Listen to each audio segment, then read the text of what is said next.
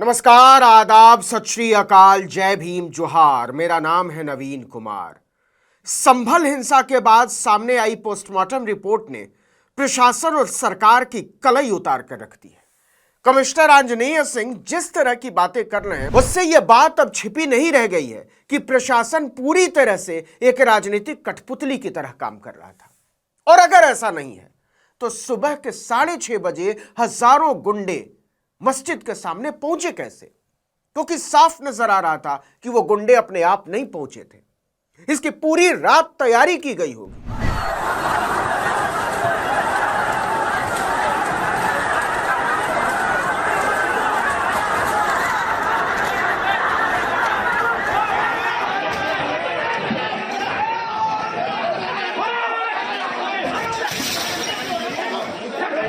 उन्हें किसने बताया था कि सुबह के 6:30 बजे मस्जिद का सर्वे होने जा रहा है? क्यों नहीं माना जाए कि प्रशासन की सीक्रेट तैयारियों के भीतर दंगाइयों के भेदिए मौजूद थे? कमिश्नर आंजनेय सिंह को साफ करना चाहिए कि दंगाइयों का वो भेदिया कौन था जो प्रशासन की हाई प्रोफाइल बैठकों की खुफिया जानकारियां लीक कर रहा था। क्योंकि एक पूर्व डीजीपी का कहना है कि एक तो इतनी भोर में इतनी बड़ी भीड़ स्वतः स्फूर्त तरीके से नहीं आ सकती, और आ भी जाए तो तमंचे और हथियारों के साथ नहीं आ सकती। इसकी बाकायदा तैयारी की गई होगी। तो ये जो फायरिंग हुई है ये फायरिंग नहीं है, मर्डर है। और जो भी ऑफिसर्स इन्वॉल्व है उनको सस्पेंड करना चाहिए और एक सिटिंग हाई कोर्ट जज से उसकी इंक्वायरी होनी चाहिए। ये सरासर गलत है, जुल्म हो रहा है वहां पर तो संभल में। देखिए, कमिश्नर आंजनेय सिंह ने संभल हिंसा में मृतकों की पोस्टमार्टम रिपोर्ट पर हैरान करने वाला खुलासा किया है। आपको पता ही है कि उत्तर प्रदेश का संभल इतवार की सुबह सुलग उठा। यह मामला गंभीर हो गया है। जामा मस्जिद के सर्वे को लेकर मचे बवाल के बाद वहां हिंसा भड़क उठी जबरदस्त तरीके से। पत्थरबाजी के जवाब में पुलिस की तरफ से आंसू गैस दागे गए। हालांकि 4 युवाओं की मौत के बाद राजनीति तेज हो गई है। मुरादाबाद के कमिश्नर आंजनेय सिंह मृतकों की पोस्टमार्टम रिपोर्ट पर हैरान करने वाला खुलासा करते हैं। उन्होंने बॉडी में देसी तमंचे के कारतूस मिलने के साथ ही पॉइंट ब्लैंक रेंज से गोली मारे जाने का दावा किया है। उन्होंने अफवाह फैलाने की बात के साथ यह भी सवाल किया कि सर्वे के दौरान आखिर नई उम्र के लड़कों को आगे क्यों किया। यह सवाल आंजनेय सिंह कर किससे रहे? प्रशासन से पूछना चाहिए उनको। हैरानी की बात तो यह है कि कमिश्नर अभी भी अपनी नाकामियों का हिसाब देने को तैयार नहीं है। वो ये बताने को राजी नहीं है कि इतनी सुबह जय श्री राम के नारे लगाते हुए इतनी बड़ी भीड़ मस्जिद के सामने कैसे पहुंच गई, और हथियारों के साथ कैसे पहुंच गई, और कैसे किसी के माथे में सटाकर गोली मार दी गई। कमिश्नर साहब की पूरी चिंता यह है कि मुसलमान लड़के आगे क्यों आए, बजाय इसके कि दंगाई गैर कानूनी हथियार लेकर प्रशासन के माथे पर नंगा नाच कैसे कर रहे थे। सोची समझी रणनीति के तहत पहले उत्तेजना फैलाई गई और फिर नियंत्रण करने के नाम पर बेगुनाहों के साथ भी गलत कार्रवाई की गई। अब प्रधानमंत्री को 100% एक दिन जनता स्वीकार कर लेगी, 100% अगर यही व्यवस्था रहे तो। ये एक असामान्य स्थिति है। पोस्टमार्टम रिपोर्ट में देसी बंदूक में इस्तेमाल होने वाले कारतूस और छर्रे का होना पाया गया है। एक लड़के को पॉइंट ब्लैंक रेंज यानी नजदीक से सटाकर गोली मारी गई। पुलिस का दावा है कि वह दूर मौजूद थी, वहां नहीं जहां गोली मारी गई। तो फिर गोली मारी किसने और दंगाई वहां पहुंचे कैसे?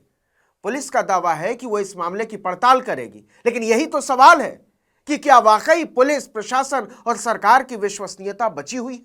और समय भी तो देखिए।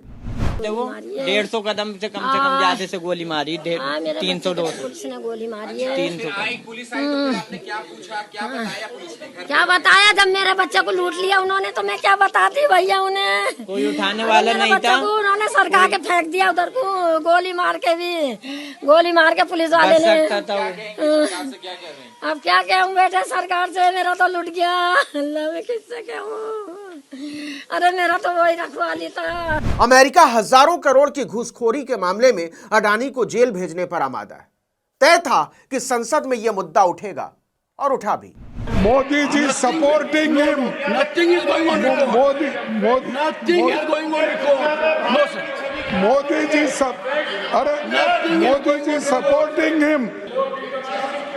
Is it a challenge that you are a member parliament will come to the well No, I'm so sorry. The House stands adjourned to meet at 11:45. आज जो सदन अडजर्न हुआ, इसकी वजह क्या थी मुझे तो मालूम नहीं था। हमने तो 267 के तहत अदानी का मुद्दा उठाया था। अदानी ग्रुप के जो चेयरमैन है, सीईओज है, उन्होंने तो इसका रिकॉर्ड भी रखा है, किसको किस रेट पर पैसे दिए गए और कितने पैसे दिए गए, इसका सब रिकॉर्ड उनके पास वहाँ पर अमेरिका के खुफिया एजेंसी ने ये सीज कर लिया है, उनके पास ये रिकॉर्ड है। इस हंगामे के बाद दोनों सदनों की कार्यवाही दिन भर के लिए स्थगित कर दी गई और इसके ठीक पहले संभल की हिंसा को अंजाम दिया जाता है। सवाल तो है कि प्रशासन ने मस्जिद के सर्वे के लिए ठीक संसद की कार्यवाही शुरू होने से पहले वाला दिन क्यों चुना, और दूसरा, जानबूझकर शातिराना तरीके से कानून व्यवस्था दंगाइयों के हवाले क्यों कर दिया। एसपी से लेकर डीएम तक फसादियों पर इतने मेहरबान कैसे रहे कि सुबह के 6:30 बजे वह हजारों की संख्या में हथियार के साथ जामा मस्जिद पहुंच जाए। इस बात का जवाब कौन देगा कि मस्जिद में केवल सर्वे का काम था, इसमें उपद्रव कैसे हो गया। लोकल इंटेलिजेंस यूनिट और सीआईडी के लोग कहां चादर तानकर सो रहे थे। प्रशासन ने उनसे रिपोर्ट मांगी थी या नहीं मांगी थी, और अगर मांगी थी तो उसे सार्वजनिक क्यों नहीं किया जा रहा है। कमिश्नर की भाषा पर गौर कीजिए। नए लड़कों को उकसाकर यह काम कराया गया है, जिनकी उम्र पढ़ने की है, कई काम धंधे वाले लोग थे। अगर किसी को आना भी था तो नए लड़के क्यों आए, आखिर क्यों कोई बुजुर्ग बातचीत के लिए नहीं आया। इस उकसावे में 4 की मौत हुई है। मुंह बांधकर लोग आए थे, लेकिन सीसीटीवी में कई चेहरे भी नजर आ रहे हैं और इस पर काम किया जा रहा है। मस्जिद पर पत्थर मारकर क्षति पहुंचाने वालों की भी पहचान की जा रही है। मतलब हद है।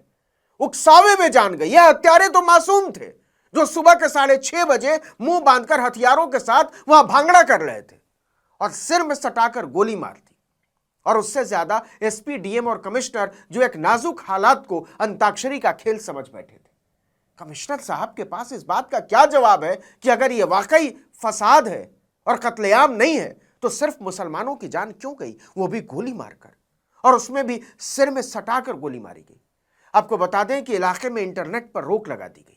मस्जिद के पास कार को आग लगाई गई और पीछे से धुआं निकलता दिखाई दे रहा है। उत्तर प्रदेश की सरकार बराबर चाहती है कि उत्तर प्रदेश बर्बाद रहे, वहां हिंसा हो, दंगे हो, फसाद हो, नफरत की भाषा हो, बुलडोजर हो, जिससे यूपी बर्बाद हो।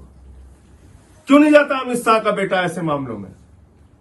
वो तो हजारों करोड़ रुपए का धंधा कर रहा है और हमारे नौजवानों को लगा रखा है धर्म के नाम पे जाओ झगड़ा करो। इसमें कौन बर्बाद हो रहा है? क्या किसी बीजेपी के नेता का लड़का बर्बाद हो रहा है? उत्तर प्रदेश का वो नौजवान जो बेरोजगार है, जिसके हाथ में काम नहीं है, उसके दिमाग में आपने धार्मिक उन्माद पैदा कर रखा है। अभी अडानी के भ्रष्टाचार का मामला चल रहा है, दंगा फसाद करा दिया, चलो उस पे लग जाओ। मीडिया में इस तस्वीर को दूसरे तरीके से पेश किया गया। कोर्ट का मामला कानूनी तरीके से ही हल किया जाना चाहिए। पुलिस कहती है, प्रशासन कहता है कि हमने समय रहते स्थिति को नियंत्रण में किया। अफसोस है कि कुछ लोगों की जान चली गई। अफसोस, 4 लोगों की जान। कानून और व्यवस्था का कचूमर निकाल देने के बाद अफसर पूरी ढिठाई से बोल रहे हैं कि संभल में हालात बिल्कुल नियंत्रण में है। मामले पर लगातार निगरानी की जा रही है, साक्ष्यों के आधार पर सख्त कार्रवाई की जा रही है, जरूरत पड़ेगी तो रासुका भी लगाया जाएगा।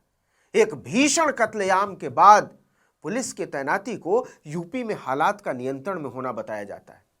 4 लोगों को गोली मारे जाने के बाद कमिश्नर कहते हैं कि नई उम्र के लड़कों को आगे कर दिया गया, इसलिए उनकी जान गई।